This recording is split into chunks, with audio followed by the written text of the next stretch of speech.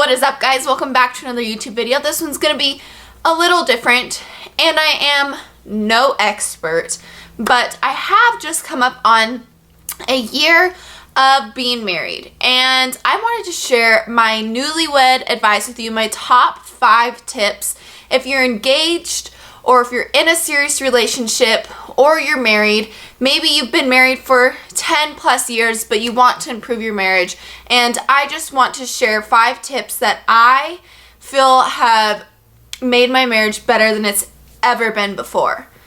And I know I've only been married for a year, but I have been with this man for 8 years this month.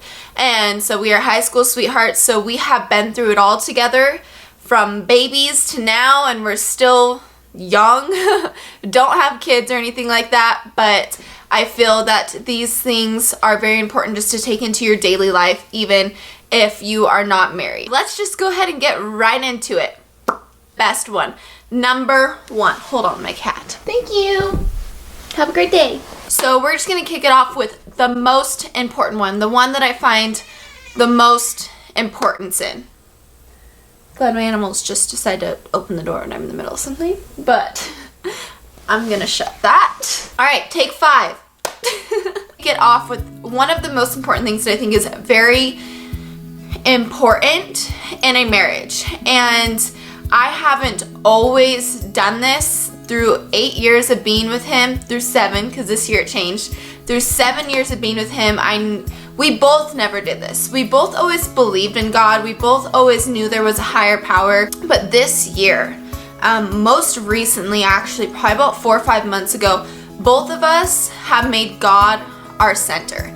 Making God your center is seriously the first step in falling in love with yourself and loving yourself for how God created you. God put you on this earth for a reason, and you have a purpose on this earth. And when you can fall in love with yourself, it's a lot easier to come together and be more in love than you ever have before. And faith is a huge thing to talk about before getting married, before taking that next step. And I know a lot of people don't necessarily believe in a higher power, or they believe in other things, and that's amazing. Whatever it is, make it your center.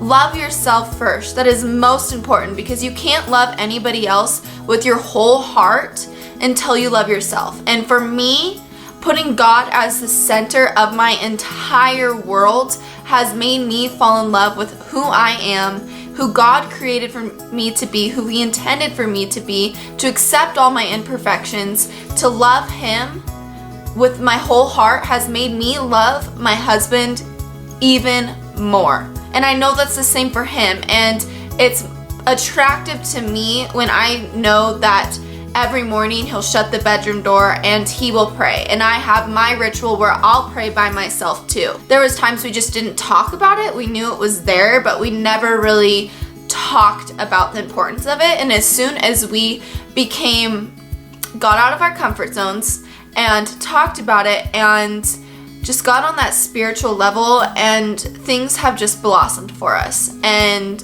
I just give it all to Him. I give it all to God. I know that things are going to continue in a great direction with keeping God our center. Next, after making God your center, another thing that is very important that I found this year, because our first year of marriage, guys, was no freaking easy thing. It was probably the hardest year of our lives. And the second thing that I really discovered that was important was personal growth. And whether that's listening to a podcast of 15-20 minutes a day or reading, it is always important to grow yourself in some sort of way, to keep those wheels turning, to keep your brain on new ideas, new things. Because if you're not learning, you're dying. If you're not growing, you're dying. You got to make sure that you are growing every single day, loving yourself, being truly happy with who you are personally, who God intended for you to be.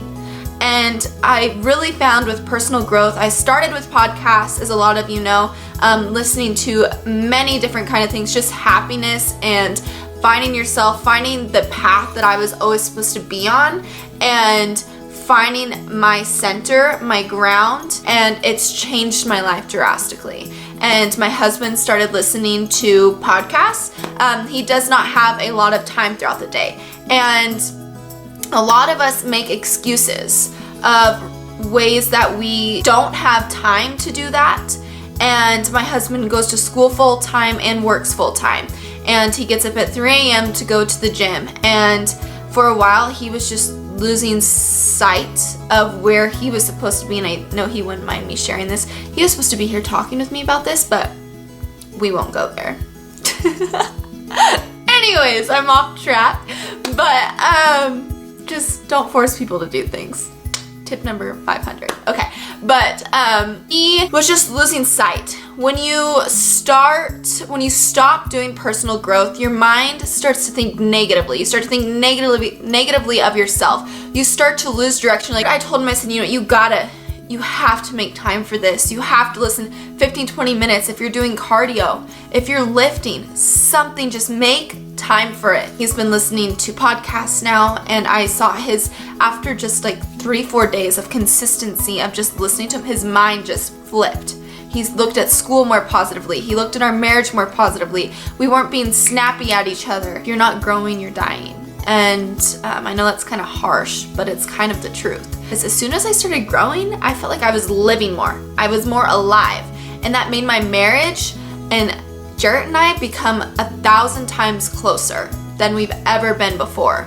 And to be able to share dreams and goals and things that we want to do together. The third one I have for you guys, which this is kind of typical in a marriage, I'm kind of putting them together because we kind of had like a aha moment. Well, for me personally, about 2 weeks ago, which I'll share with you. It all starts with making God your center, personal growth, and then listening and communication. So when I wasn't doing those two other things consistently every day with my morning routine, I was very snappy, had a lot of attitude, had a wall up, just was a very tense person, to say the least. And that just makes you guys butt heads like crazy. You're just going to go at it over everything. And in marriage, money is a huge thing that you're going to talk about a lot of the time. Truly, what I discovered is listen. Guys, listen. Okay, what? Truly listen to your spouse. And when I mean truly listen, work as a team. Hear them out. Hear what they have to say. Because guess what, ladies? We're not always right. Let's face it, we're not always right. And I'm somebody who used to think, well, I'm always right. I'm not always right. And males, you're not always right either. So hear your wife out, hear your girlfriend out, hear each other out. For an example that really turned a new leaf for me is every other week we have to sit down and do our finances. We're both, I'm pretty sure a lot of you out there are as well. We're getting into that kind of adulthood and transitioning out of college and figuring out finances and just all that kind of stuff. And I know you guys know what I'm talking about. So we have to sit down, and this used to be a huge burden.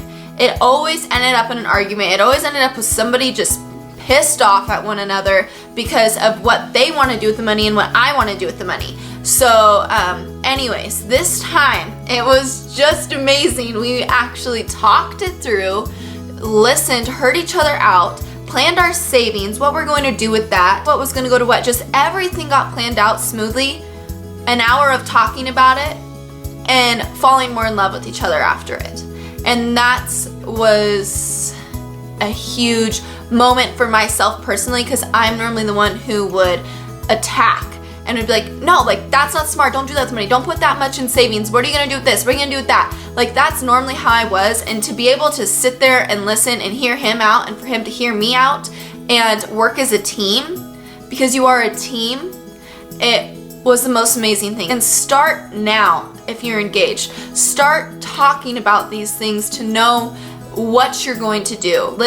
Truly listening to your spouse, and communication about things, and just being each other's best friends. You guys now. Your mommy and daddy aren't in the picture. Other people, it's you two. You're a team. You're going to work together. Of course, your parents are there for advice, but you two are going to grow most together when you communicate and listen to each other about, it's not even money, about faith, about your job, about kids, about holidays, those many things. You have to hear each other out, okay, about everything. And I mean everything. Get real vulnerable. Number 4, do not at all expect things from your men. Do not expect things. And what I mean is, if you're on your period and you're expecting him to bring home ice cream, if you've come home from a long day of work and you think that he's gonna have the dishes done, he's gonna have the house vacuumed, he's gonna have those things done, or he's gonna bring me home flowers, he's gonna ask me out on a date this weekend. Do not expect that at all. I was somebody who definitely expected things. I was always like, he's definitely going to bring me home flowers today. Like, he is. Like, we just had a good day. He's just gonna bring me home flowers because he loves me, because he wants to. That's how I always felt. And my mind was made up that he was gonna bring him home, or he was gonna bring me ice cream when I felt like crap, or a chocolate bar, whatever it is that you guys may expect your men to do. And they get home. This is how it typically would go for me. He would get home and I'd be wondering where the flowers or the chocolate were, because I'm expecting him to walk in the door with those things, and he'd walk in and not have it, and he'd be happy to see me, and I would be like, how was your day? And I'd be like, fine. Super snotty, super bitchy. I was very mean. And all because I was expecting him to walk in the door with these certain things, and then he ended up not walking in the door with them. So do not expect things. And that starts with communication, of just talking about kind of with your spouse before all this, before marriage, things that are going to make you happy in a marriage, and talking to him about, hey, like, I'd really like surprises sometimes. And that's just a thing you should do for each other. Girls doing it for men and men doing it for girls. It doesn't matter. That's something you should be doing. You're gonna be so surprised when he actually does bring it home. He loves you even if he doesn't bring anything home, because you'll be a lot more appreciative when those moments do happen. Just love your husband, your spouse, your girlfriend for who they are. You are with them for a reason, so find the good in them without waiting for those materialistic things. You should never try to change somebody. You should love them for who they are. And but there's always room to grow, is the way I look at it. There's always room to grow. Last, number 5 that I have for you guys, number 5 is to make time for each other. Always make time for each other. Never miss little milestones in your marriage. Never forget the reasons why you fell in love with each other. And I think that's most important, is to make sure you have date nights. And if you have kids, make sure it happens at least once to twice a month. I know it's probably, I don't have kids yet or anything, but I know it's probably really hard for females to let go of their babies and let somebody watch them, their grandparents, really good friends, aunts, uncles, or if you have a babysitter you trust. Make sure that you plan a date night for each other. Set it on the calendar a month ahead of time. Write it down together. Post it so you see it that August 10th, this is when we're going on a date night. No ifs, ands, or buts, you're going. You need to make time for each other, and try not to talk about your kids or work. Try to grow on a, and connect on a different level so you can fall in love with each other all over again every single time. Also, of course, do not stop having sex. Do not stop being sexy for one another. Make sure you dress up for them sometimes when you go out to dinner. Get ready, surprise them, all those kind of things. Another thing that I just wanted to share with you guys, that before we actually talked about this, before getting married, what I mean by don't miss little things, because I know as marriage goes on, or after you've been with somebody for a long time, anniversaries and birthdays and those things start to become just not as important in your life, because you're thinking of other things, because life throws a lot at you and you got to be able to deal with it, and you got to be able to prioritize your stuff. So what we vowed to each other the day even before we got married is that every single anniversary, we are going to go away for a weekend, whether we have money or not. If it's going to require going camping, then we're going to go camping.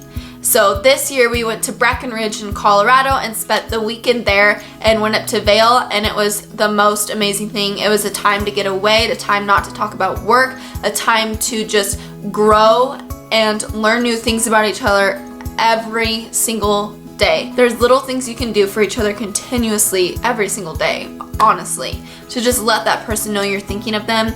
But holidays, date nights, those things are important. So make sure you make time for each other. Always, always, always. But anyways, guys, this is going to be the end of the video. I hope you guys enjoyed that. I hope you guys took something away from it, whether you're married or not. Anyways, guys, I really appreciate you guys. Thank you for clicking on this video. Thank you for being in my life. And it's just a blessing to be here, to be able to talk to you guys today. As always, you know what to do. Make sure you subscribe and also give this video a thumbs up. And do not forget to follow my social media so you can see all my adventures that I go on, because I go on so many. But I will be posting more tips on Instagram. I have a lot of tips when it comes to marriage through the first year of marriage, and I still have a lot more to learn, and I'm always going to continue to learn. But once I post this video, I am going to post just like 10 more on Instagram. So if you are interested to know just a little bit more, then make sure you go follow my Instagram and just social media in general. But anyways, guys, I love you. Thank you so much, and I will see you guys in the next video. Bye, guys.